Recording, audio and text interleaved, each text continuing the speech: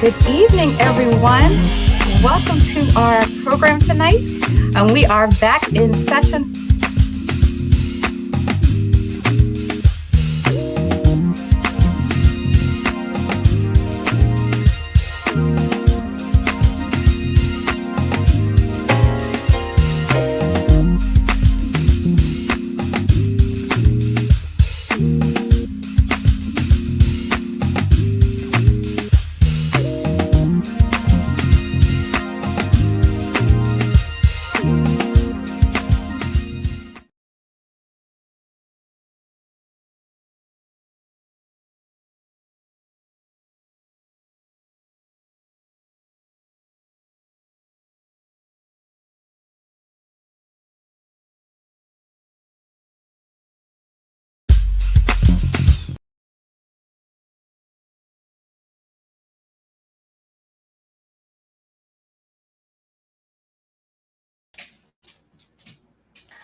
Hello. Dang it.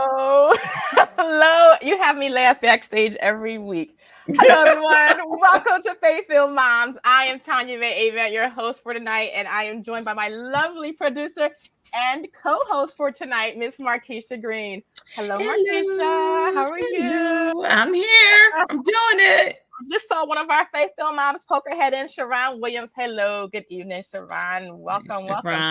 If you are joining, please go ahead and put in the chat. Let us know who is with us, where you're joining from.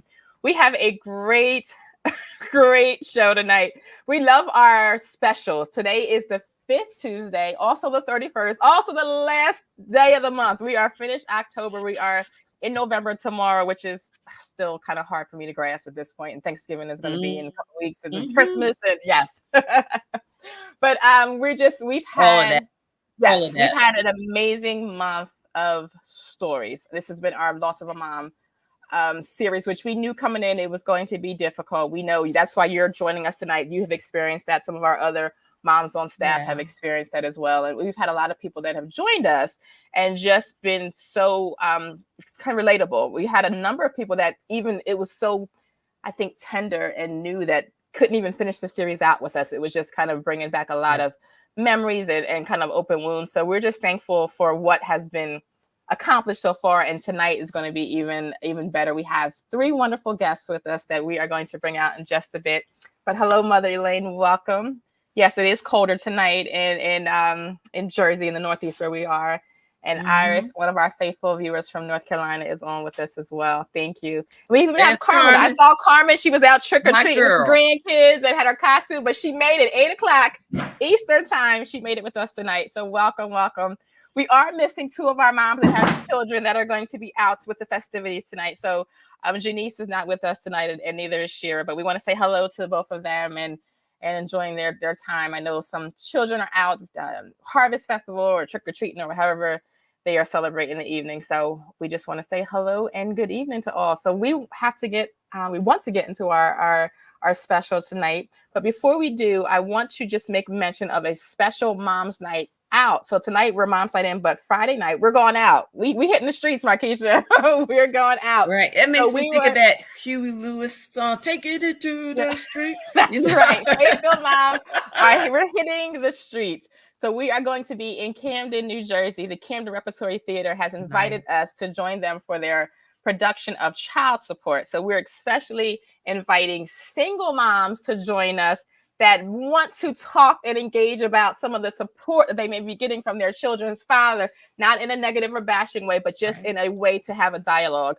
So if you are free this upcoming Friday, November the 3rd, 7 p.m., Camden Repertory Theater. We'll put the information on our social media, but we would love to have you join us. I saw the production last weekend, and it was great. I let Desi, who's the actor and the director, and she's just in charge of that. I talked to her about so many themes. She's like, well, why don't you come back and run a discussion? Say no more. So we're going to be there. We're going to talk about the show afterwards. We're going to have a great time. So please come on and join us. So hello to Stephanie. I saw Stephanie Bridges has joined us. And I see Rich Baldwin and the Baldwin family. They are friends that we just met maybe a couple weeks ago. And they told me they were going to be joining tonight. So hello, Baldwin family. Thank you so much for joining us. We're just blessed to have you. Yes, we are blessed to have you with us tonight. And then we got Sharon laughing at my singing. So if this is your first time with Faith-Filled Moms, we are a community of moms. We provide biblical and emotional support, content, and resources with the goal to bring hope, encouragement, inspiration, and resources and information to women who are facing difficult seasons in life. So every month we have a topic we call a difficult season in life. Topics that we say are not normally discussed in pleasant and I would say regular conversation. A lot of times women may be going through things and we kind of keep it to ourselves and we don't talk about it. So we want to bring those topics to the forefront and give women a safe place to talk about that. So that's why we're here. This is why we do what we do. And we are so excited and ready to get right into it. So I'm going to open us up in prayer and we'll get right into our program for tonight. Yep. So dear Heavenly Father, God, thank you so much for this time and for our show tonight. We thank you for every guest that we have. We thank you for those that are watching, whether they're live or going to watch the rebroadcast, Lord. We just pray that we would say something to just encourage people, especially those that may be dealing with grief, maybe dealing with loss and just struggling in that area. Lord, allow us to say something to bring comfort and to bring healing and peace to them. Lord, we just pray that you would be with all of our technology, that everything would work exactly as it should, that not one word would be lost, and that your glory would be gained and revealed. In Jesus' name we pray. Amen. Okay, Markeisha, let's get right into it. So like we said, we had 4 guests this month. Yes. I just want to kind of chat with you. Again, you're always backstage. You're the producer. So I know you're going to be up front and back tonight, kind of doing double duty here. Uh-huh. Yeah. You have great insight. Once we go off stage, once we go offline and we're backstage, you always kind of share your points. So I wanted to bring you out and kind of just share again that you've lost your mom. So if you want to share it too, I know how long it's been with you losing your mom and kind of share. Well. It has been 9 years. My mother actually passed away Mother's Day weekend. Wow. Of a massive heart attack. And the thing was that I didn't even know she had a heart issue until after she had passed. And I got a phone call about her missing an appointment. She was actually, she was suffering from heart failure. Okay. Never told you. And never said a word. Never said a word. So of course, that there were so many emotions, was upset with her. I just wanted to, choke her out. But just really sad that she didn't let me know. I don't know if that would have changed the outcome, but it was hard. It was like the whole series of events. I actually had been away for a month at Fort Dix doing a training, and the day I came home was the day she passed away. Wow. My daughter had gone on her senior prom that day. And that night, I didn't hear the phone ring. I slept through it. I woke up the next day. I had like 38 missed messages. I had all these text messages. I had relatives in California sending me Facebook messengers. I never heard one. Never had an idea. Not one. So I had a lot of guilt about that for a long time, about missing, the moments that she needed me. I felt like she needed me the most. I wasn't there for her. How have you worked through that? Well, I had a friend tell me, and there's a woman that I really love and respect. Her name is Michelle Porter. And she said that everything happened the way it was supposed to because I needed the strength to do what I had to do. That's good. And she was right, because that was one of the hardest things I had to do, because it was just me, which is crazy, because I had lost my brother about 7 years, I think, before she died in 2014. And my brother, unfortunately, was a victim of a homicide when he was 26, 7 years earlier. And it was just me. handling everything. And actually today would have been his 43rd birthday. Wow. Yes. Wow. He has a grandson who just turned a year old yesterday. So, but it was hard because, I mean, I had my dad, but I really didn't have anyone to talk to. The support, about it. Like I didn't have a brother or a sister to say, remember when mom did X, Y, and Z, or can that you can relate to and have those stories, like right, or it just anyone to just say, you know, hey, let me handle this, and you know, you take care of this or whatever. I did have my daughters, in particular, my daughter Zaina, who I hope is watching, and she helped me a lot, but it was hard because, again, she was no one's mother but mine. Yes. So no one else was in your shoes in the whole world. No one else. Zaina. She was. Oh, she's on. Yeah. Hi, Zaina.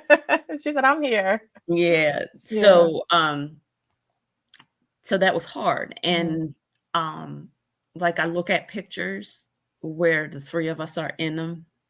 In particular, was an Easter picture. You know how everybody dresses up on Easter Sunday and go to Kmart, and take their pictures and everything. The formal picture, yes. The formal picture, right? Where you tired from being in church all day because you Baptist and you pretty much been in church from 7 that morning. It's about 5 o'clock, and I can't look at that picture anymore. It makes me sad. Wow. Because I'm the only one that's still alive in that photo. In that picture.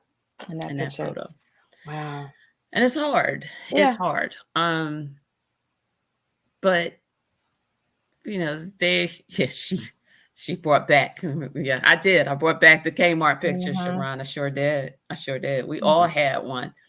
But you know, to have lost her unexpectedly like that, I think was difficult for me. And then that the next day was Mother's Day. Yeah. Was really hard. Like, so Mother's Day for me. Every day is just, it's already difficult. But then the fact that it's also a anniversary of that. It is. And on some years, Mother's Day falls, the day she passed falls on Mother's Day. And those days I really just don't like. I've also told you, like, I don't like Christmas too much anymore. I won't put up a Christmas tree. My children have fought me every year. Yeah. And I can't do it because she was so into Christmas. She absolutely loved Christmas. She lived for it. And I just couldn't do it. I just can't do it. Yeah. I saw Stephanie's post that she lost her mom on July 7th, 4 days before her birthday. Yeah. And then 5 days after her brother. I saw that, you know, and it's something else to how that all happens, because my brother died in June and my mother died in May. Back to back, right? So it happens to me back to back. And so it's difficult. It's difficult. As you're talking, I wonder if you remember, and for those who, if you didn't join us or maybe missed some, for faithfulmoms.org is our website. As we're talking, all of these stories are on their website. So please, if we're saying anything about any stories, well, we don't have a blog tomorrow, so you can just go to the website and read all of the stories. But one of the things that our guest last week, who was Sonia Joy Mack, talked about was the anticipatory grief. Yes. And sometimes you think maybe your mom was trying to save you from that, anticipating her death, so keeping it to herself. And unfortunately, you experienced the traumatic death that she talked about, but not the leading up to it and waiting for it to happen. Yeah.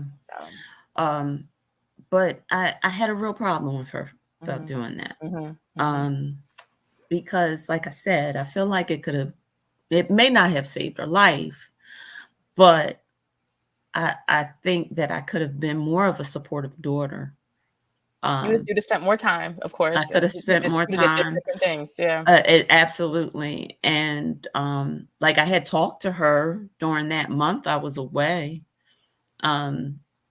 But to just, and to find out how bad off she was, I just, that bothered me the most. I had a really hard time digesting that. That took me a minute.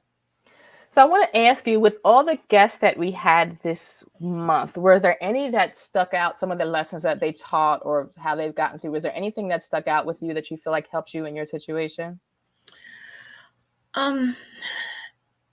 Not one specifically, but I did appreciate how every woman had that wonderful memory of their mom.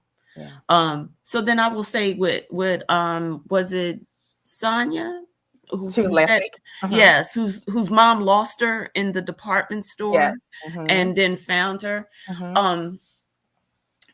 That was my mom. Like, my mother and I'll be completely transparent. She and I had a very complex relationship. And I felt like we didn't really get along until I moved out of the house and moved away and everything. But at the end of the day, she was still my mom. Yeah. My loyalty I get from her. My no nonsense attitude I get from her. But my memories, the one thing I can say about my mother, I knew she loved me. She may not have shown me the way I wanted her to show me all the time, but she loved me. Yeah. That was one of the things that we got from Jesse's story, that stayed with me. Our parents are human beings. Sometimes we expect our parents to be these perfect people. They're humans that have had children. So each of us, we come in with whatever issues that we have, maybe from our childhood or from life experiences. Like, we're all flawed human beings, and we bring those flaws into our parenting as well. And I think sometimes as children, we don't understand and see that our parents are really, just flawed human. We're all sinful beings. Right. We don't, because, before we were, they were. Right. And so what else do we have to compare it? Right. I just want to highlight Iris's comment. When my mother died, I completely understand this, Iris. When my mother died, I had a whole house of her things. And I tried to clean it up, but it was, I couldn't believe how bad of shape it was in terms of disrepair and everything. But I was determined I was going to keep it and, renovate it, and I was going to do it. But I couldn't go in that house. Yeah. And I would go in and I could spend no more than an hour in that house. And then when I realized that I had not been there in 6 months, that's when I decided to sell it.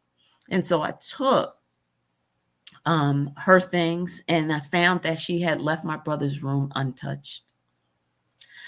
And so I took what I wanted. I worried about what I was missing, but I realized, what, everything I'm supposed to have, I'm going to have. And I still haven't gone through any of that stuff, and it's in my garage and has been there for about 5 years. So Iris, I know, and I can't do it.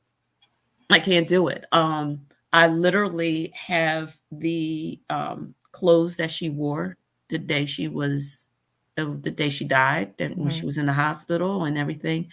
And just to open the bag. Yeah. It's her set. Yeah. And that's hard. And to look at letters where her handwriting, my mother's handwriting was beautiful. Child of the 50s, they used to get rulers on their hands if they didn't write correctly. And it's hard. I have to honestly say, I haven't looked at anything of hers in years. Wow. And I know I'm going to have to eventually, because at some point I'm going to move out of this house of mine. And I can't take all that stuff with me, but it's hard. It's hard. Yeah. Well, we're gonna bring out Love, because Miss Love, I'm sure can relate to on a certain level as well. We wanted to have her. Well, let's bring her out before I introduce her. But if you have been watching our show, hi, Miss Love. Hi, how are you? Thank you so much for having me. Thank you for being here. But I want to share Love. If you were with us back in February, she joined us for our divorce series. Now, Love and I have known each other. I think I was in 5th grade. She was in 6th grade. Mm-hmm. And we were just reunited really on the show. Right after the show, we saw each other probably first time in maybe 18 or 19 years. Yeah. We had dinner. But I thought her story in terms of divorce was so powerful. Again, hearing your childhood friend that had went through so much through the divorce. And then we knew, she mentioned, her mother's passing. And we said we wanted to have her come back. And she was going to be a guest on the show, and then said, guys, I can't do this. Oh, yeah. And so, we're going to talk about that. But first, Love, I'm going to ask you to say hello to everyone and give us an update since we've last seen you. The children are doing amazing things, and just what's going on in your life. I know everybody wants to know, did you ever go back to church? Because if you were on the show, you remember she stopped going to church after the divorce. Powerful. I'm sure people want to know what is going on with you. So just say hello to all of us and just let us know what is new in your life since February. Hello, everyone. So my pride and joy are my 2 children. I have a son and a daughter, Ian and Leanne. And thank you, Sharon. And Ian just turned 23 on October 20th, and Leanne is 18. She is a freshman at University of Penn studying neuroscience. And Ian is a senior at Penn State. He's a political science major, and he's got some other business ventures going on. God is moving on his behalf, and I'm not at liberty to discuss it, but just the name. Yes, not yet. So I'm really proud of them both. My children and I have a very close relationship, and I think that I parent in the same way that my mother, parented me. Mm-hmm. So with that tough love, so they know where the line is drawn, but I am, the foundation has been laid, who's who, the roles, yes. But at the same time, thank you, Rich. And at the same time, they're my friends. They have become my friends. Like, once they move out, we could be friends once you turn 18 and move out. Once you move, And so they tell me things I don't really want to hear. I don't want to hear it. And I got to sit there and listen. And it's like, Tanya, don't say anything. Just let her talk. Just let her talk and don't say anything. Mm-hmm. Yep. So, and I also graduated. I got my master's in public health. And yes, I have been back to church. I have been back to church. Wonderful. Good. I visited my home church. Mm-hmm. So that was nice. And I've actually, explored some other opportunities, did some online services and things like that. So I haven't found a church home, but I am I'm open to that now. Good. Yeah. Good. Where before that was just like, it was like yeah. Definitely. I think I shared with you when we were at dinner that there was a deliverance of sort, after like just being able to share my story. Just something happened that resentment and all that stuff that was bound in me. It really, it released. It broke. Yeah. It broke. Yeah. It's amazing. You look amazing. Thank you again for being here. Yeah. Mm-hmm. So we want to transition and talk about your mom, who I remember from Blue Mountain Christian Retreat. I just, I loved and adored her. And I can remember like when you I think we probably wrote letters then still, but I don't know how I found out about your mom passing away, but it just like was unbelievable. Mm-hmm. And I think you were like right before college, but you just share, kind of just give background in terms of, just that story and just share about her passing. And then even what in all of these years, what your grieving process has looked like and where you are now. Sure. So my mom passed in 94. And so that was actually my junior year of college. Mm-hmm. And I knew that she had heart issues, right? They run in my family. I knew she had heart issues. It had come to the point where it was right before Thanksgiving of 93. right? So November of 93, she was in the hospital. There was talk about, heart surgery. We met with the surgeon, all of that stuff. And I have I have 3 older brothers. My oldest brother, he actually had passed away 2 years ago of heart disease. But, he's like 18 years older than me, and I'm like a junior in college. So he was really kind of taking care of a lot of the business, when she was in the hospital and stuff. But when he left the room, she gave me, and I just had this little thing because I was showing it to the kids, but it's like a little caddy that you take when you travel. It's kind of old fashioned though. Like it's not they've updated it since. Mm-hmm. And she said, come here, I want to give you something. So she gave me this and she said, there's some important papers in here. Some of your first report cards are in here and stuff like that. She said, but there's some insurance papers. I want you to if anything happens to me, give this one to Miss Choice. Miss Choice was the funeral director that we used for our family. She said, give this to her. I know Choice. Yeah, right. North Philly, right? Yeah, yes. My uncle and my grandma more buried with them. Yep. She said, give this to Miss Choice and tell her that this is all you have and do what she can with that. Mm-hmm. I was like, Mommy, I don't want to talk about this. She said, I know, but we need to talk about this.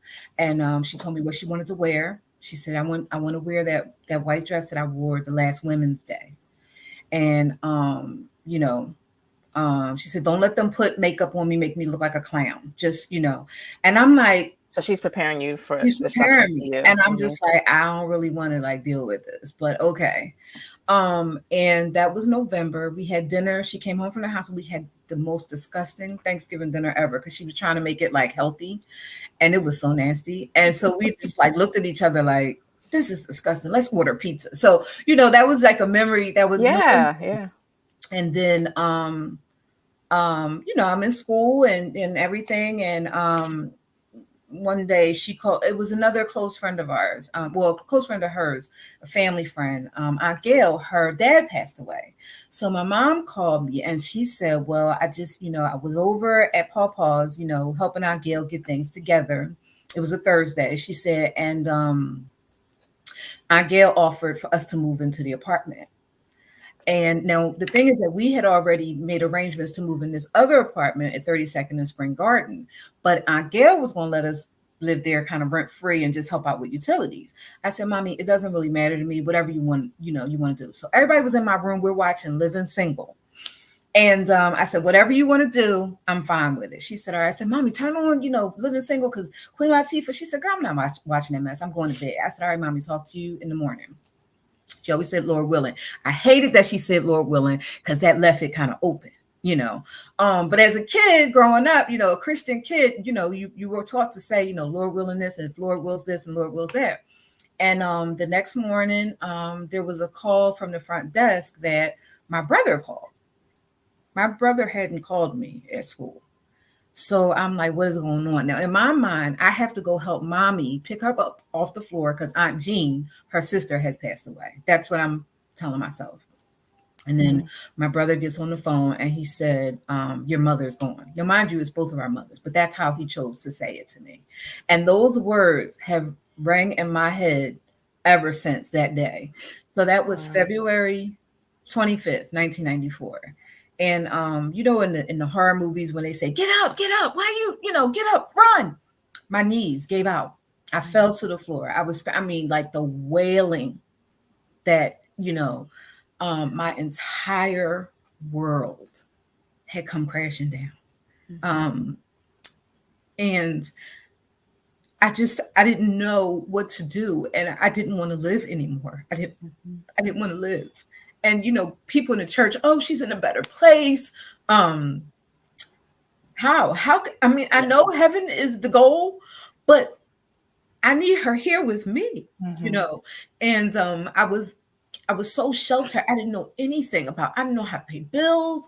I didn't know anything. I knew how to wash dishes and I was learning how to cook. Mm-hmm. But that was about it, So all the plans that we had, I shared in the other one, we had a plan. I'm supposed to, graduate from college, get married, have kids, right? Supposed to do all these things. All of that, when you look in your future and you imagine, she was in all those bubbles. Yeah. So I couldn't conceptualize my future or any other plans. I was stuck. and I was stuck there for a really long time. In fact, they don't talk a lot about, post-traumatic syndrome as it relates to divorce, as it relates to losing a parent. That was a very traumatic experience for me. And so much so that I still talk about my mom in any given conversation. Anybody talks to me, you're going to hear me say, my mom used to say, or my mom used to do this, because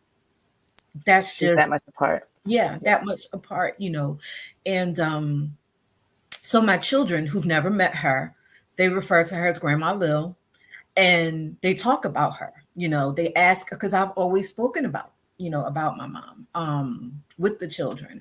So, just very much a part of really just who I am. So I was not able to cope very well in the beginning. To be honest, I shouldn't be here because of the attempts that I made on my life. It was too much. I couldn't take it. And so, a lot of that, I think, led to me, had something to do with me getting married when I did and that kind of thing. I got married in 99. 97 is kind of when I said, okay, I have to go to work. The inheritance money has run out, and so that's like three years later. Yes. Right? Yeah. Yeah, 3 years later. And she passed 3 years after I graduated from high school. She was only 53 and she passed away. I just turned 50 in July. Wow. And when I was 20, I was like, dang. And everybody was like, she's young. I'm like, is she? Yeah. 53 is young, And so there's just been a lot of things, in my church. My mom played a vital role in the church, in the women's ministry, in the Vacation Bible School. There were a lot of things that she brought to the ministry. So they definitely tried to pay, homage to her for a really long time, with Women's Day and all that kind of stuff. But it was always like poor little Love, like, she, and everybody looks back at you, in pity. Yeah, right. And of course, now at this point, I look so much like her. It's like, you do. Yes, you do. Yes, you do. It's scary to me. Sometimes I look in the mirror and she is really looking back. I'm like, hey, Mom. Good morning. I got that same issue. Like the older I get, right, the more, and then sometimes I'll say something and I can hear her voice. Oh yeah, absolutely. The last time I saw her, she was 53 and I'm 50. So you know what I mean? It's like I'm coming of age, and I'm looking more and more, like her. And I talk like her. Lots of things, So in that respect, in that regard, it is both comforting and disturbing sometimes. Some days are harder than others. And Markeisha, like my mom's birthday is May 9th. So her birthday often falls on Mother's Day, And my son had come up with the idea when he was maybe about 10. He said, Mommy, why don't we have a cake for Grandma Lil on her birthday? And so we did. We had a cake. I don't need an excuse to have cake. So we had a cake. We lit a candle. We sang Happy Birthday. And that was really therapeutic for me. Yeah. So when her birthday falls around Mother's Day, I get a little cupcake or a little cake or something. Just celebrate. It feels nice. Yeah, to celebrate. Yeah. I was looking for the comments. Somebody else had said that. It was Ira. May 9th. Yes. Wow. My mother's birthday was August 20th, and it's always the first day for teachers to go back to school. Oh, so I'm just upset and pissed off having to go back to work. Right. I just gotta go in there now. So right. So Love, I want to talk. I know we texted earlier today, and you shared a book that we were able to locate, but I want to talk about the book that you were reading and kind of what that's meant to you on your journey now as well.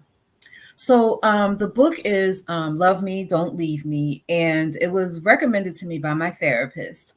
And there's a lot of, so I'm only on like chapter 3.5. And here's why.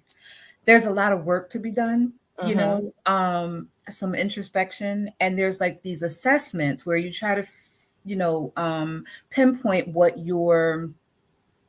they call it like your belief system, So I already knew that I had issues with abandonment. We had identified that.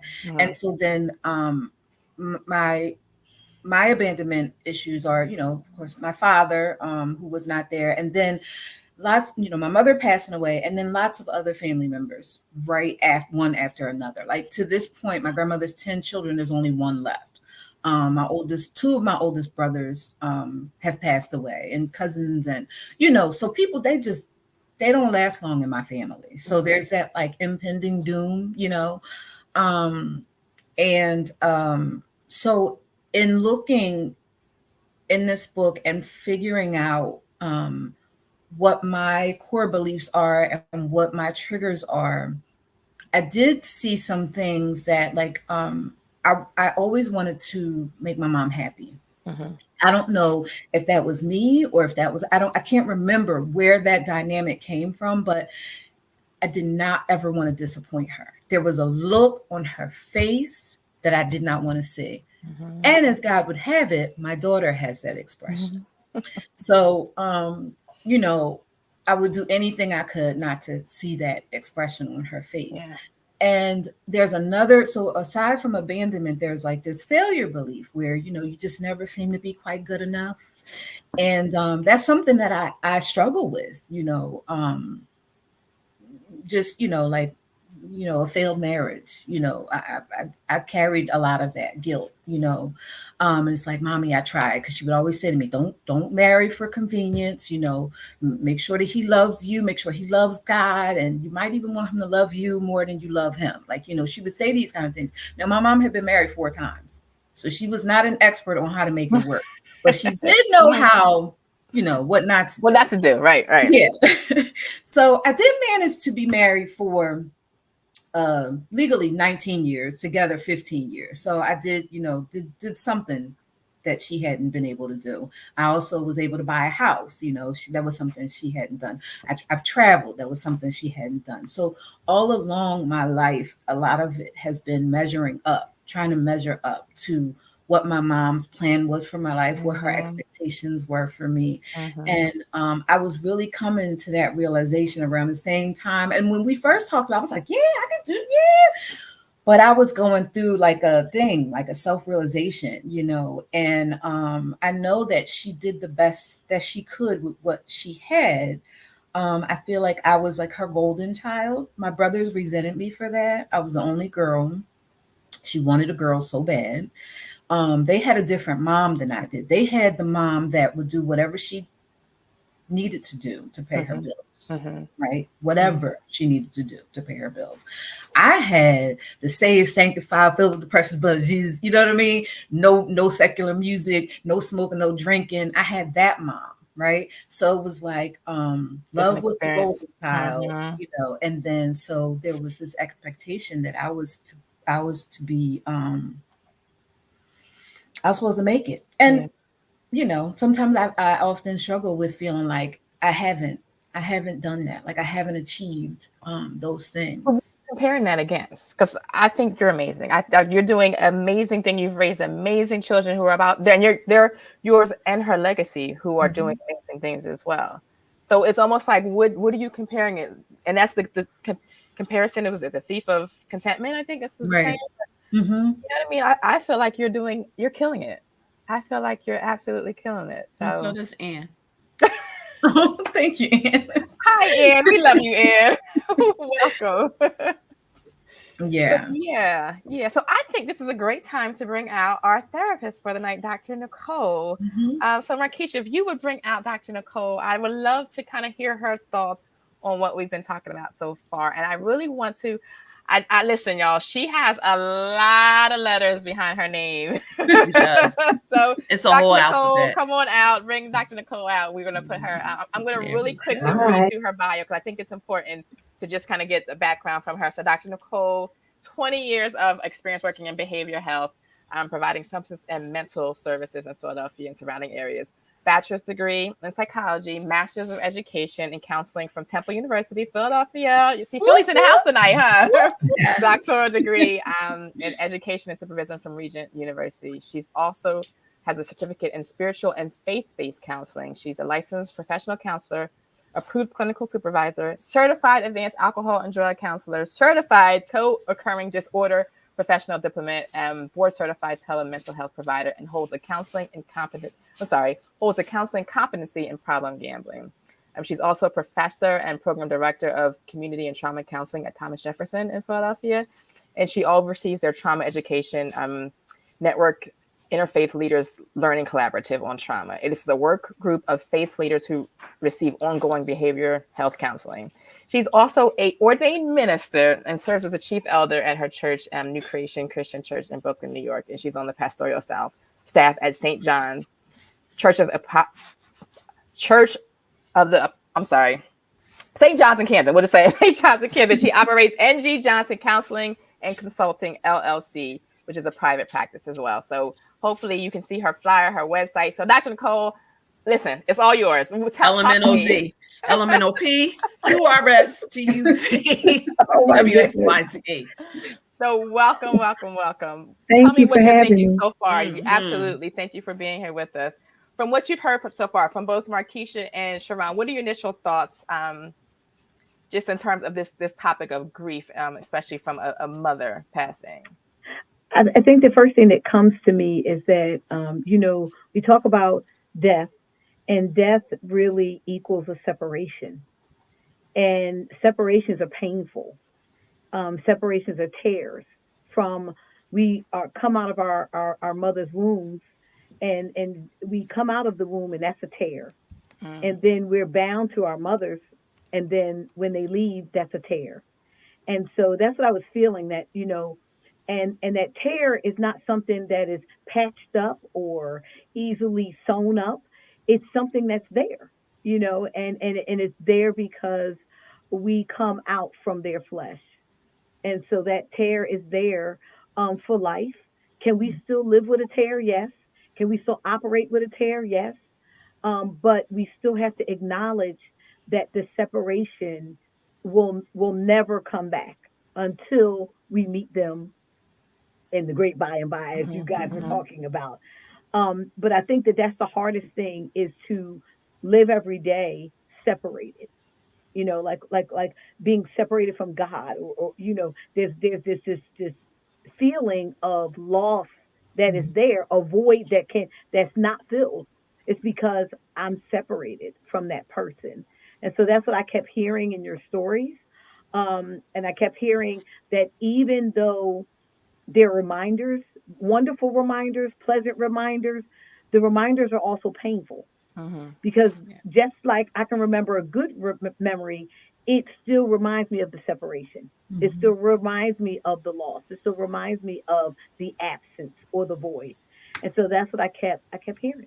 Yeah, thank you for that. And one of the things that I wanted to really get your opinion and thoughts on. So, this is a faith-based program. So each of our guests have been believers and really talking through the spiritual and the natural. And I think sometimes what I've heard from stories that you're struggling both spiritually and naturally. I know as times we're thought as Christians that, like you said, we anticipate that reunion in heaven. But I want you to talk about, in terms of our belief system, in terms of Christianity, how do we manage the spiritual side of grieving versus the natural side of grieving?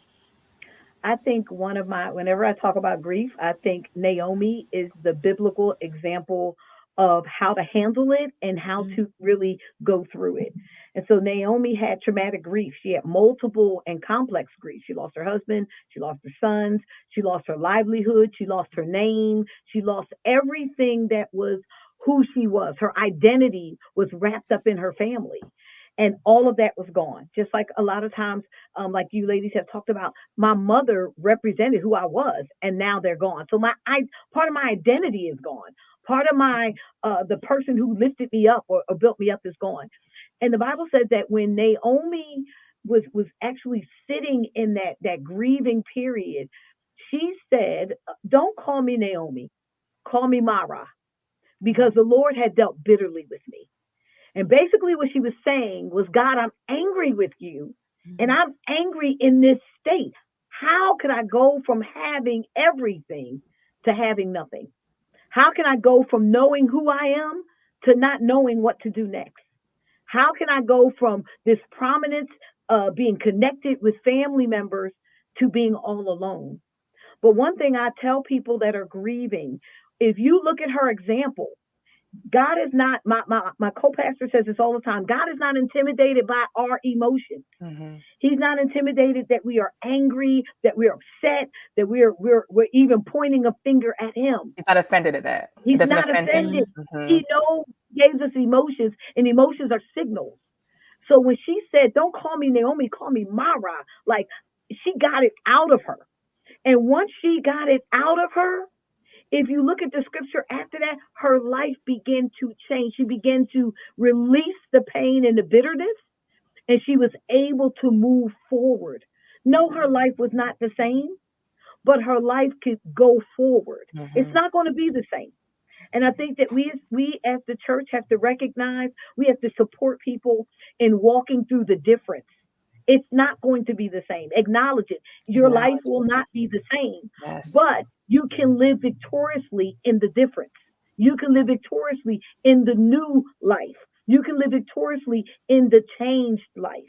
And I think that's where we have to get, because we're not going to be all together. There are going to be times where we're happy, we're sad.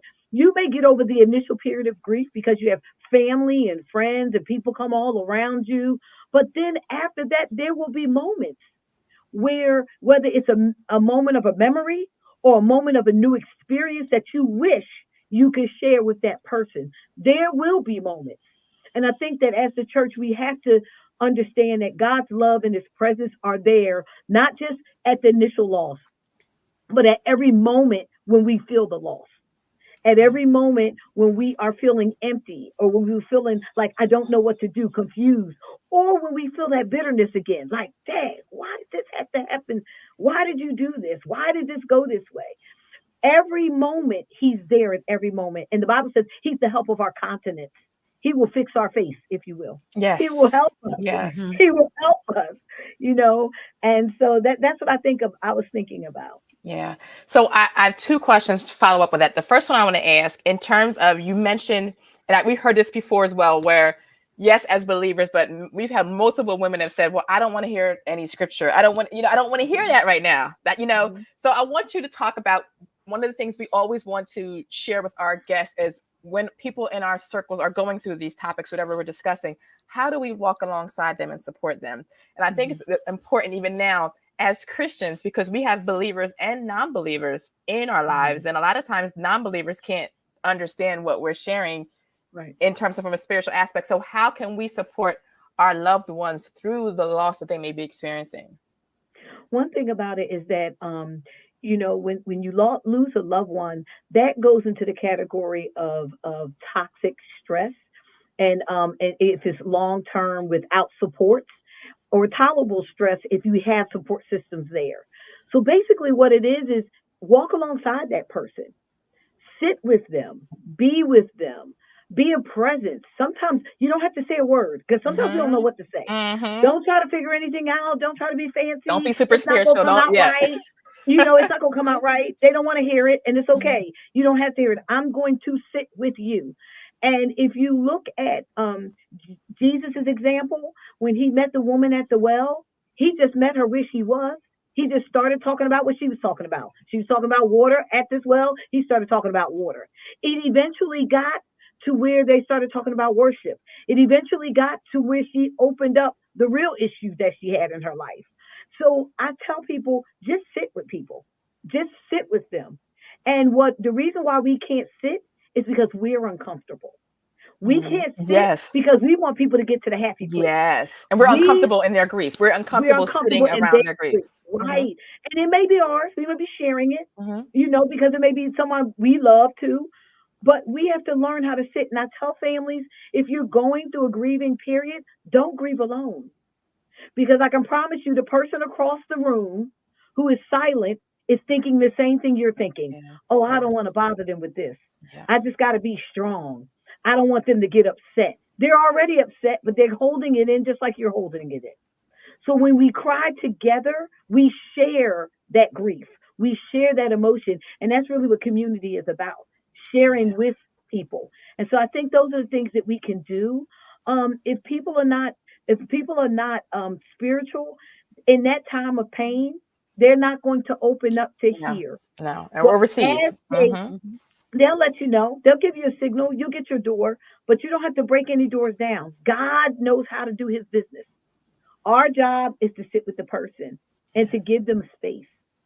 Wow. Thank you. Thank you. The second question I wanted to ask you, and anybody, if you have any questions, please feel free to put them in the chat. Any questions there, or even comments, feel free to just share also. But you mentioned about memories, and that was one of the things our guest last week, Sonia Joy Mack, had mentioned in her stories in terms of how memories help process grief. And one of the things that I thought about in her story, and I know you even as a therapist, when you think about triggers, when people are struggling and have triggers are typically a negative memory that kind of causes you to spiral in a negative situation. I feel like we need another word for what's the opposite, of trigger, that good memory that can kind of take us in an opposite direction. So kind of talk about the way we can really manage our thoughts, if that's possible, to be able to try to intentionally think about some of those happier times and happier memories and how they can help us process our grief. I think that one of the things that we can do is to recognize that we our relationships are as they should be. Sometimes we say a lot of things like, if I could, I would have changed this and I would have changed that. But would that have been authentic? Would that have been our authentic relationship? Would that have been truly how we lived together? Would that have been really us and them? And so when people pass on, we have to sit in the life that we had and celebrate that. Now, it definitely is going to bring up, the thoughts about, could I have done better? Should I have done better? And those may be some factors that we may face as we go through life.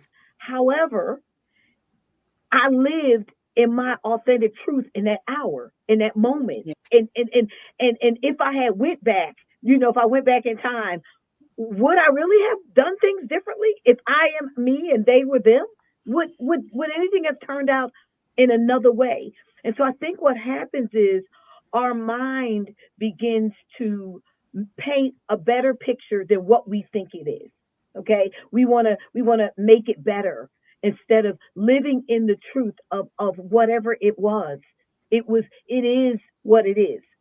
And now one thing I will say, when you all talked about, thinking about that person, talking about that person, there's studies that talk about, when loved ones have passed on, that, the good feelings that we have, it released that dopamine and which is released when we have those positive emotions.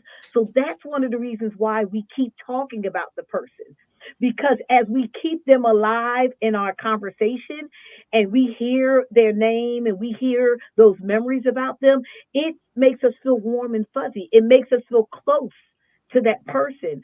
So we continually repeat their name or talk about them because, in a sense, we're keeping them alive. And we feel that if I stop speaking about them, then they're really separated. So once you talk about what you think about and you think about what you care about. And so if I keep talking about this person, they're not separated from me. They're close to me. So there is an actual reason why we feel a need to talk about the person, because it brings that closeness. Yes. I had a question and then you took me off of that train. You kept going. I'm like, so hopefully God bring that question. No, it's great. But we have a question from Mother King, I call her, Aunt Jeanette, but she was our guest for our series as well and shared a story about her mother. So she says, would you agree that time becomes a factor as well? I believe that time becomes a factor, and it can play well or against us. Because sometimes they say time heals all wounds. Time alone doesn't do it. We're talking about time frame. You both have spoken about time frames. I think that time spent really evaluating, exploring, and allowing myself to feel is the factor. What I do with that time is the factor. How I spend that time, invest that time in the memories and also in myself, in my care of myself as I am grieving. And the thing is, grief does not have a process, a time. It doesn't say, oh, after, like in the Bible, oh, grieve for a month or grieve for a year, hang that, drape that chair. Because there's some experiences I have not experienced that when they occur, it's going to pop up like, oh, wow, they're not here to see this. Or I thought they, so the grieving process will continue. However, the gripping of grief, the paralyzation of grief will not continue in your life as you process through. And when you think about people who have lost loved ones to illness, a long-term illness, there's a grieving process as that person's life is diminishing. There's a level of loss. And then when I was thinking about the topic, I was also thinking about people that made moms that are lost in through addiction or different types of loss, like that child is losing the parent because they're losing the relationship before they even lose the life. And so there's many times where our life may shift and things may happen where we may feel like we're losing our mom, meaning losing the relationship that we once had. Well, they're physically there. They're still physically there, but you're losing something. Exactly. Somebody gets married and move away. You're losing mom. I get a job where it takes me across the country. I'm losing mom. And so all of that is wrapped up into the many and the multiple times where we may feel the loss of our mothers. Yes.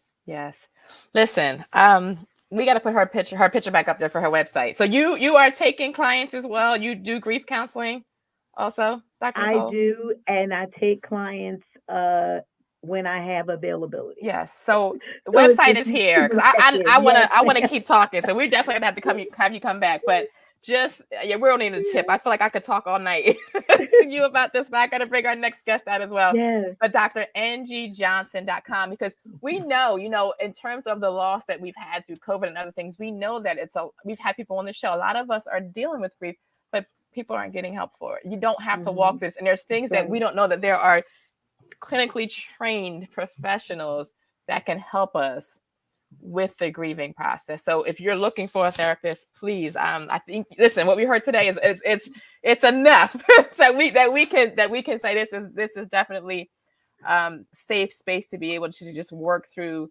And again, like you said, there's no time. Doesn't matter how long it's been. If there's unresolved issues there, I always say this: if we're hurt, if our body's physically hurt, we have no problem going to a doctor to see about that. But when we're struggling mentally, we seem like it's an issue to get help mentally for things that we may not be able, that we're sick mentally or maybe struggling with something that we can't get through. So I'm going to ask you to stay out here with us. We're going to keep talking. We're going to bring our final guest out tonight. So Marquisha, if you would bring Miss Paula Hollis out as well, I'm going to go ahead and read her bio as she's coming out.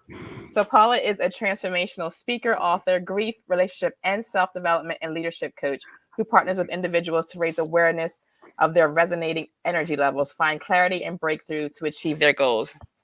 Paula is a certified life coach, energy leadership index master practitioner, core well-being specialist, certified trauma healing facilitator, and a John Maxwell leadership trainee. She holds an MBA, MS. Listen, Temple University is in the house, from Temple University, and a BA from Johns Hopkins University.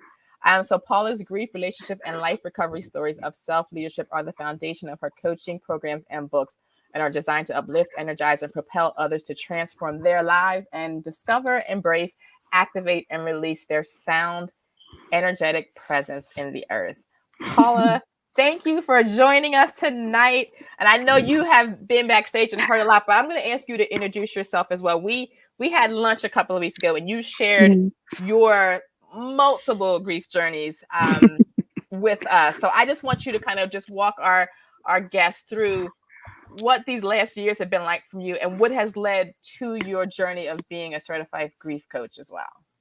Well, thank you. Good evening, everyone. I'm so glad to be on the show and to be able to share what has been happening in my life for these many, many years. When I was 15, my brother passed away.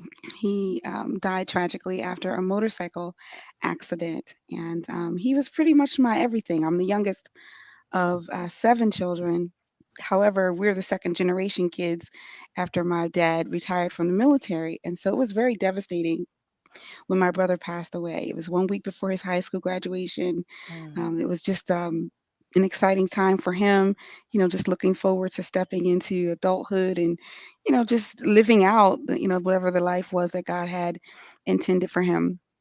And so when he passed away, I was very angry. I was very angry at God. I was just angry at everything and everyone. And it was just very disappointing and very discouraging to not have my brother. But he actually didn't know it at the time, but his fiance, they were going to get married that Christmas Eve.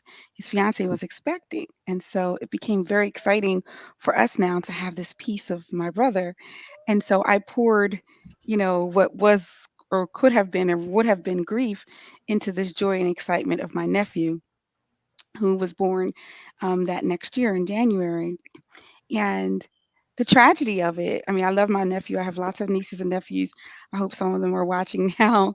But there was just something special and, endearing all the more regarding my nephew, Mark. And he actually tragically passed away in his senior year of high school as well. And so it really became like a double grief and a double whammy of sorts for now, I'm grieving now my brother and my nephew. And so it just seemed like grief just sort of became something that was a regular thing. Like it You was a walked with. regular You had to walk occurrence. with grief. Yeah, Yeah. I had to navigate it. I had to deal with it. And then there just continued to be more and more losses. I had four nephews that have passed away, two of whom were tragically murdered. I have my four brothers. I have three additional brothers, other than my one brother, three additional brothers that passed away. And then, of course, my dad, my mom on my birthday in 2009. And then in November of 2021, both my husband of 30 years and my sister passed away within 6 days of each other. Wow. And so I've had this perspective about grief that has formed at an early age. Part of it is a mixture of anger, part of it is a mixture of hope, part of it is a mixture, of just a whole bunch of different things. But it's it's kind of hit me in a way I would have never stepped into this by choice, but it's kind of hit me in a way where God clearly said to me, he said, Paula, and it was my husband and I, it was our 30th wedding anniversary weekend, and we went away to celebrate. And as we were coming back, that very long, long, large bridge, I think it's the Chesapeake. Chesapeake Bay, yes. We're coming over that bridge, and God always deals with me in nature, the trees and water and things like that. He speaks so clearly to me through nature. And we're coming over that bridge, and three times God said to me, Paula, I'm going to use your grief stories to impact the lives of others. And, first time, okay, Paula, I'm going to use your grief stories. And I heard him This is like all clearly. span, the same one bridge span. Wow. Yes, we're going across this bridge. It's a long bridge. And I'm just like, okay, and I'm just like, okay, you're going to use my grief stories. And so I'm thinking the grief that you already historical. had, right? Just the grief that Right. you've already, I'm not thinking, not new okay, griefs yeah, that are coming. not current events. Yeah. And so, I came back home from the trip, and I have this faith journal where I write down what the Lord said, the date He said it, the date it manifested, and how it manifested. And so when I got back from the trip, I went to that journal, and because it was so heavy on me, and I just wrote it down. I was like, okay, let's see how this plays out. I never thought that in 3 months that, I would be burying my sister-in-law, my husband's oldest brother's wife. She passed away actually that same month, just a few weeks after that. And that kind of hit me when that happened, like, oh, I wasn't expecting that, and then that November when my husband and my sister passed away. But I've just I'm just a firm believer that There's a reason that we experience grief. I believe that there are things that need to come out of us and need to be developed both in us and through us as a result of the grieving experience.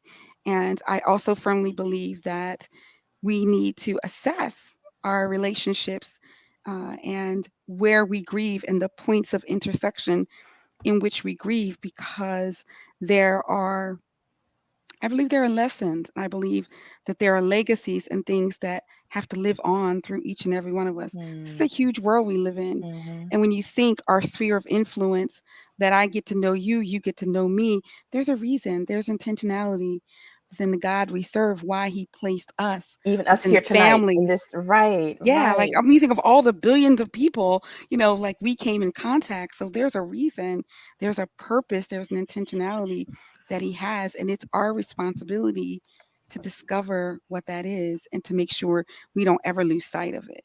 So, Well yeah. said. That is. And I want you to talk about, with that, your book is named The Journey from Grief to Growth. So Marquise, if you would Yes. just put that visual up there as well. And we'll put Yes, there Paula's is that. information. But talk about that. Talk about, and I love, I have the book. I know I had it somewhere. Listen, girl, here it is. I know I had it because I was reading it. So here it is. And Right, just, I'm right. early, but just, I had to pause really more so with the definition of grief, just that it's something internal. Grief, you can't see grief. You No. see, talk. I don't want to. You tell me. You tell Oh, everybody what yeah. you say in the book in terms of grief, the inward manifestation versus what people see externally. That is true. That like no one can see my grief. Like no one can see what I'm feeling. Just like no one can see your heart, or know what you're feeling on the inside. People can see me mourning. So mourning is an outward expression of the internal grief that I'm feeling. And so, you can't see my grief. You can see how I'm expressing it outwardly through mourning. But what I may look like on the outside to you is completely different than what I may be feeling on the inside. And so, as a result, it's important for us to give each other grace and space. Like that, literally, when my husband passed away, that became the mantra of my family, that we're going to give each other grace and space. We're doing something that we've never done before. I've never been a widow. You've never been without your father, to my 3 sons, but we're going to get through this together. And so I'm going to give you grace. I'm going to extend grace to you, and I'm going to give you space. Sometimes you need to walk away. Sometimes you need to be by yourself. Then other times you need to be close. And so I think that's the key, to make sure that we understand that grief is different for every circumstance, for every situation. Like losing a husband is completely different than what it was to lose a sister, or to lose my mom, or to lose my dad. And I can't. I think one of the things that I think people say that's just really inappropriate when someone passes away is, I know how you feel. Mm-mm. No, you can't say that, because you really don't. And I think sometimes people just really don't know what to say. So they say things that quite honestly are just not appropriate. Yeah. I think the Yeah. best thing you can just say is, hey, my thoughts and prayers are with you, Mm-hmm. or the best thing you can give, quite honestly, sometimes is simply the gift of presence, which doesn't require a voice. It just requires attentiveness, Yeah, and I love yeah, everybody saying grace and space. I was thinking that grace and space, and I yeah, think that's something that we need to learn. Because everyone grieves differently. You hear about problems within families after the death of a loved one, especially like yeah, if it's a matriarch or somebody important. You just see kind of internal conflict about the way people behave, or however they respond, and right. it can cause Yes, offenses between people. So I wish I saw that sooner, that grace and space, like they're going to grieve different than you. Don't have that expectation on them. Let everyone process in their own way, and try absolutely. not to hold judgment against that. That's so important. And I mean, I think it's so strange, and yet it's beautiful at the same time, because that whole concept of, giving each other grace and space, and loving each other through the process is something that my husband had started in our family like over 27 years ago, Wow. and he didn't even realize it, and so he wanted to say, hey babe, he's off of work one day, and he's like, I want to have the talk with our son when he gets home. And of course, as a boy mom, when you hear the word talk, I'm thinking, body changes and different things like that. And he's like, no, Mhm. Bear, I need to have a very essential conversation with him. And I'm like, okay. And so when my son comes home from school that day, my husband sits him down, he talks about his day, and he says, listen, son, I just have a few minutes. I need to talk to you about something extremely important. And I want you to hear me out. And if you have any questions, let's, talk through it. And my son's like, okay. And my husband starts off, first of all, I'm so honored to be your dad. I'm humbled, that God, of all the people in the world, that God would choose me to be your dad. He's like, but listen, I've never been a dad before. You've never been a son before. So we're both doing something that we've never done. And Mhm. so some things, son, we're going to like, knock it out the park, do really well. And then other things, we're just simply going to mess up because we really Yeah. don't know what we're Yeah. doing. But if we commit to being honest with each other and, work talking through everything, not hiding anything or having secrets, there's absolutely nothing that we Wow. can't achieve. And Yeah. so my husband's like, hey, do you commit to do this? I commit to do this. Do you commit? And it was like the most beautiful thing. They're like, yeah, dad. Hi, dad. Yeah. And then they did high five, they hugged. And I'm just like, oh my God, that was so beautiful, And so then when my second son came along, my husband did the same thing. He started with him. He was around 5 or 6. And at this time, my oldest son was about 13, and we'd already had that other talk, right? Because there's 8 years between the two of them. And my husband did the same thing. Look, I've never fathered two sons. You've never been a son. And then to my oldest son, he's like, you've never been a big brother. And he went through that same process. Mm. And then when my third son came along, I'm like, okay, how is this going to really work? And so he started with my youngest, listen, you've never been a son, to my middle son, whom we don't call him that, we call him the bridge. He's like, you're now the bridge, you're the connector, between your two siblings, and you have a responsibility to make sure that, we're always constantly connected with one another. And then he went to my oldest son. He's like, now you're junior dad. Because at that point, my oldest son was like 19. He was like, you have a responsibility to be fatherhood for your brothers as well. Mhm. And so it was such a beautiful thing, but we never as a family talked about that conversation. It's just something that my husband individually had with each of the children. And then the day my husband suddenly passed away, I'm standing there looking at my husband, who looked so peaceful, and I'm Mm. looking at these three boys who at the time were like 29, 21, and 15. And I'm like, how do I, what do I do? How do I lead so great a people? Right?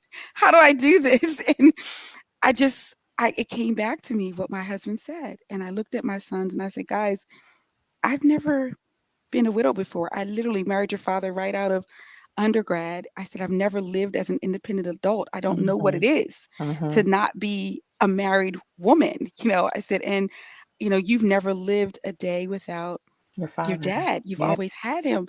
And my boys started chiming in one by one. Yeah, mom, we're doing something we've never done before. And then another one, yeah, we're going to get some things right. And then another one, yeah, we're going to get some things wrong. And Their father's words, right? Their yeah, father's it was like words. the father, it's like my husband had prepared us for something with doing something he completely seemed so random, but yet beautiful at that moment, became our song, became our Wow. mantra. And it literally is what has sustained us over these almost 2 years. It'll be 2 years next month. Wow. So, yeah. That was beautiful. Thank you for You're, sharing. you're welcome.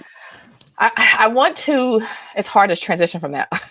I want to talk about, or have you talk about the soap method Okay. in your book as well. And again, it's available for purchase, but I just kind of want to give everyone just a bit of, in terms of grieving, what that soap method looks like, soap method Yeah. that you discuss. So when I wrote The Journey from Grief to Growth, it was my second book, and I really wanted to talk about the process of grief because, like I said, everyone goes through grief differently, and a lot of people looked at me, and if I were to be totally honest, I think some people thought I was just maybe like a little crazy. Like I remember Mm. once, one Sunday, dear lady at church, she came up to me, she's like, Paula, you're so strong, and I've just been watching you, and she's like, do you even really miss your husband? I'm like, Did she say that? She did. My gosh. She did. She really, really did. Like we said, And people don't know what to say. People they don't know what to just don't say. know what to say. And I said, "Oh, Jesus." I said, "Can we just get 5 minutes, Lord? Just let me like drop kick her, and whatever, just do something, But I did address her lovingly, and I just kind of worked through it. But I think sometimes people just kind of don't know what to say. And so when I wrote The Journey from Grief to Growth, I wanted to talk about that it is a process. Yes, we're going to grieve, but we have to be path forward and we have to grow through it. And so each letter, grief and growth, they represent steps. And so within grief, there's steps. I'm not going to give it all away. You got to read the book, but there's steps of the grief and then there's steps to go into the growth. And so what I did was I created those practical steps to share with each one. And we employed what's called the SOAP method, SOAP. Now, SOAP is borrowed from the spiritual discipline where you take a scripture, you make an observation of that scripture, you make a personal application of the scripture, and then you close in prayer. And so I took that biblical spiritual context and applied it to the strategies. So S is strategies. Let's look at the variant grief strategies. Let's observe what they are. We might have 11, 12, 15 of them. Look at them, see what applies. Because for some, everything doesn't apply. Like one of the F's, the F is forgiveness. Some people may not have a forgiveness story around their grief, but some people do. It necessitates some level of forgiveness. So if the step applies to you, then you make an observation about that step and then make your A, personal application regarding it. And then you close in P, a promise. What are you going to do differently? You've observed it, you've made a personal application. And so what is the promise that you make not only to yourself, but also to others to do something different? Because change isn't change until we change. That's right. And so what is that promise that you're going to take forward? And so we use the SOAP method, and there's opportunities within the book for journaling and open space to talk about what are you observing, what are you applying, and what is the promise moving forward for that given strategy. Wow. So listen, if you have any questions for Paula or Dr. Nicole, please put it in the chat. Ladies, we're going to have you come back in May. We do specials every Tuesday. And what I was thinking, even as we were preparing for this show, we talk about grief and loss. And I feel like, and I've said this before, every topic that we have has to deal with some type of loss. And I think it came out one of our earlier guests in our autism series, where she talked about she was sitting in her driveway watching her child play. And she had to, in that moment, grieve the hopes that she had for her child, what she had been believing in. And, as you're pregnant, you have all these things about what your children are going to do. And in that moment, she had to grieve who she thought her child was going to be and accept who her child was. And as I think about, we talked about divorce, we talked about women having health issues, children having certain diagnoses. I think almost all of these topics, that common theme is there's a loss of a dream. There's some type of loss. So I'm going to have you ladies probably come back, and we're going to just do a series on how to work through loss. And again, grieving is not always the loss of a person. It could be not at all. So many different type of losses that we can experience. And I feel like we're going to have a good conversation with that in terms of just working through that and really being able to provide our guests some tools and some things to think about and to apply in terms of whatever it is that they're going through in their personal lives, that they're having to work through whatever loss that they're dealing with. So yeah, that's so necessary. And yes, you make the key point that it is not just the loss of a person. We can have dreams deferred, we can have expectations and disappointments, and all of that is grief. And I think that's part of what a lot of the educational things I have to do within my grief counseling is helping people realize that, guess what, we're all grieving something. Let's expand the definition and let's talk about it. So understanding what grieving is, why we grieve, and how to actually process that. Absolutely. So Markeisha, I'm going to ask you to put both websites up again, and I'm going to ask both Paula and Dr. Nicole, would you just give closing words to our audience tonight? And I'll start with you, Dr. Nicole. I guess I would just say to everyone to just take in the information that's been shared in the spirit that has been given, and to recognize that you're not alone, that whatever process of grief and loss that you're going through, the transitions, that first of all, there are sisters that are there with you. There are moms that are there with you. There are people that are there with you. And ultimately, there's God who's there. So whenever you call him, he's right there. And he doesn't get tired. He doesn't get tired. You may feel like people are tired of you, but God isn't tired of you. Yeah. And most of the time, the people around you who really love you, they're not tired of you either. So continue to pour out into those people in those safe places. Amen. Thank you. Thank you so much for That's sharing. awesome. Yeah. Yeah, and Paula? I would just add that, as odd as it may sound, grief is a gift that must be unwrapped. And it's the long, ongoing life journey process to use grief as the gift that it really is.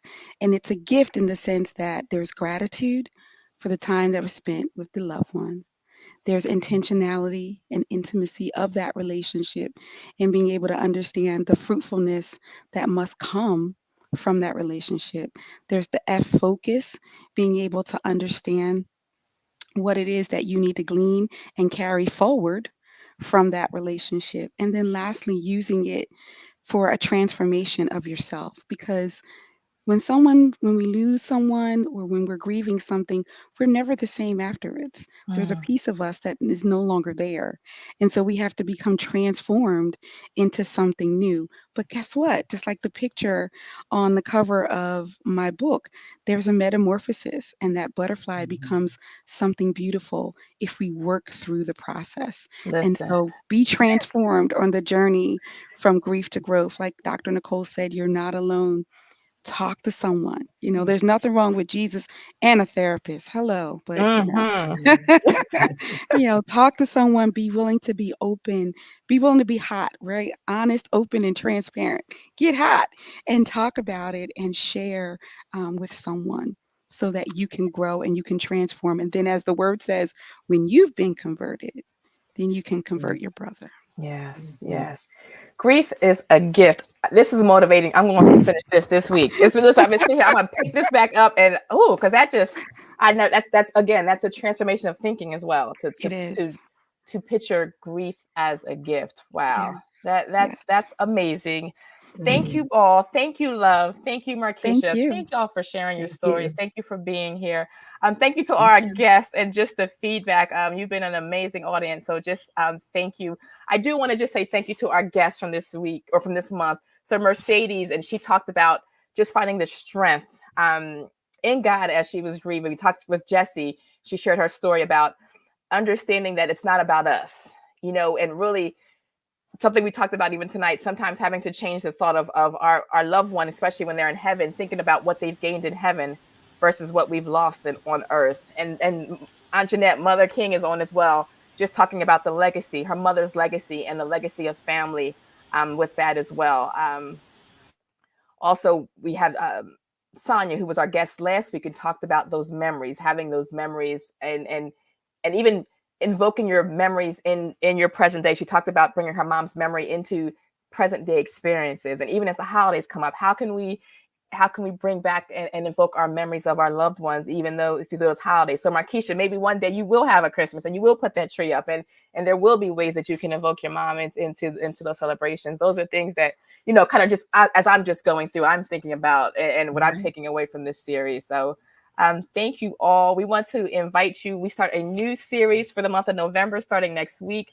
Our series is about traumatic injuries to children. So again, more loss. Our mothers have each had, their children have experienced traumatic injuries.